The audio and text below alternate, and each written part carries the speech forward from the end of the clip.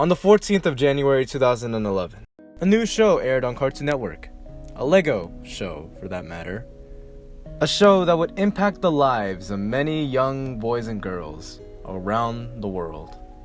A show that was meant to last no longer than 2 years, lasted a whole decade. And on to the next. Now, many of you sub to this channel would probably know what I'm talking about. It's what most of my content's about.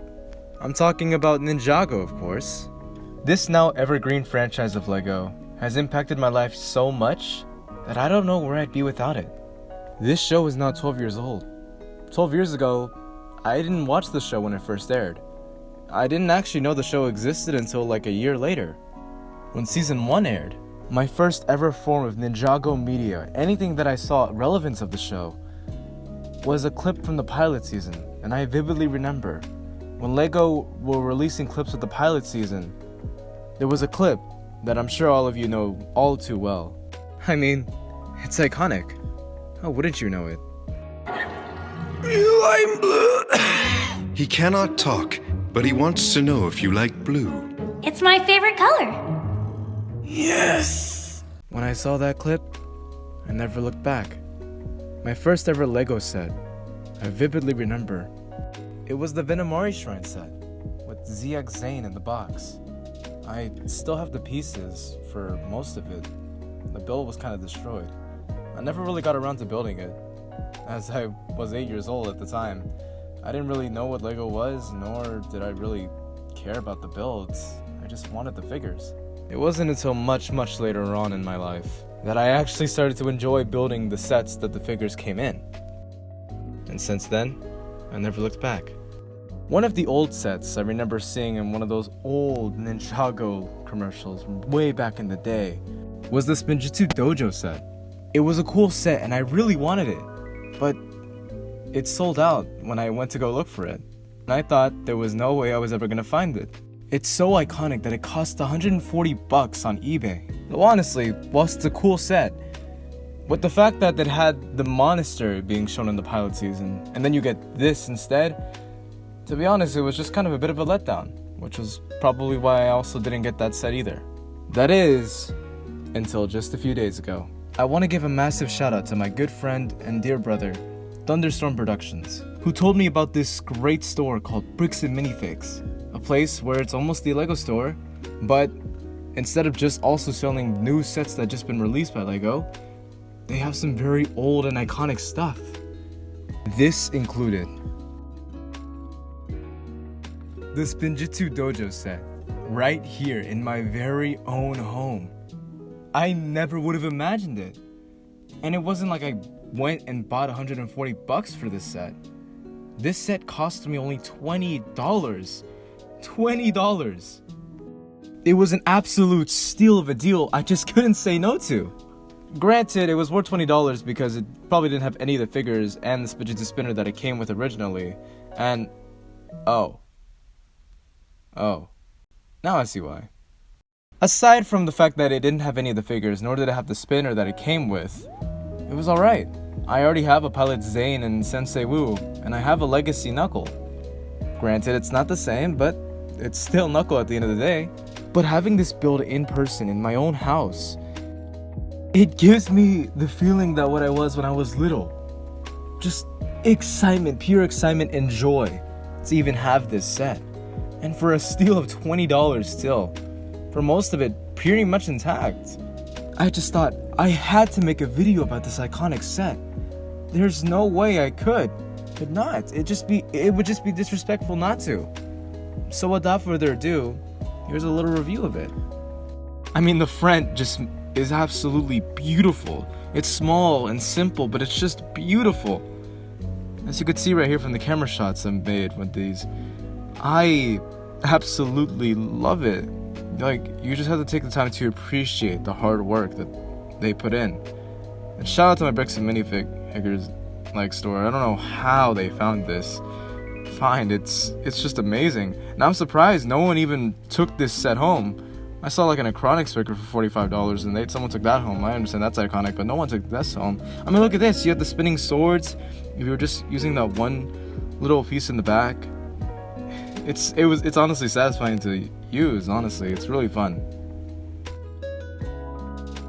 In here we have like two little we have like a axe and we have two axes here. But if you just slide down from the back, like you just pull it from the back, it'll just come down, and it's really cool. The build of it's really cool, and it's honestly a little bit fun. Not as fun as the sword, but honestly it's not bad.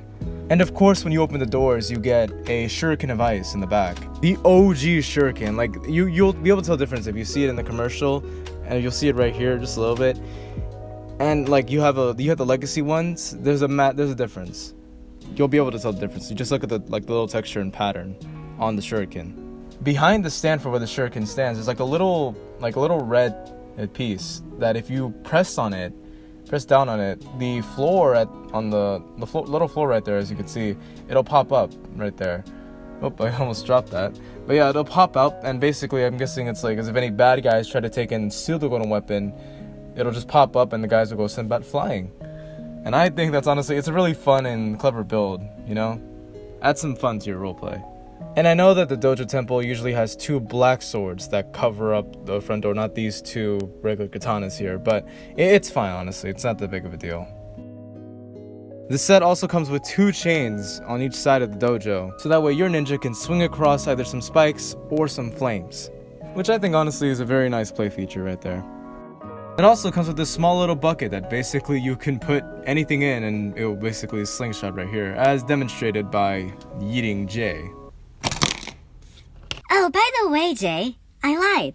Blue sucks.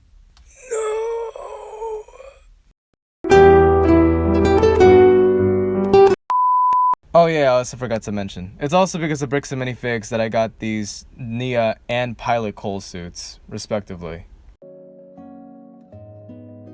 Sorry for the fact that I'm still rambling on about this, but never in my wildest dreams would I ever have thought that the SPINJITZU dojo set would be right here in my house, and that I'd be able to get the Cole and Nia from the pilot seasons, respectively. Those things are so hard to find, including Nia. Like she's got to be expensive, at least $12, if not maybe much more than that. This set came out 12 years ago, and I was 7. I got into the show when I was 8, and I got this set today in 2023.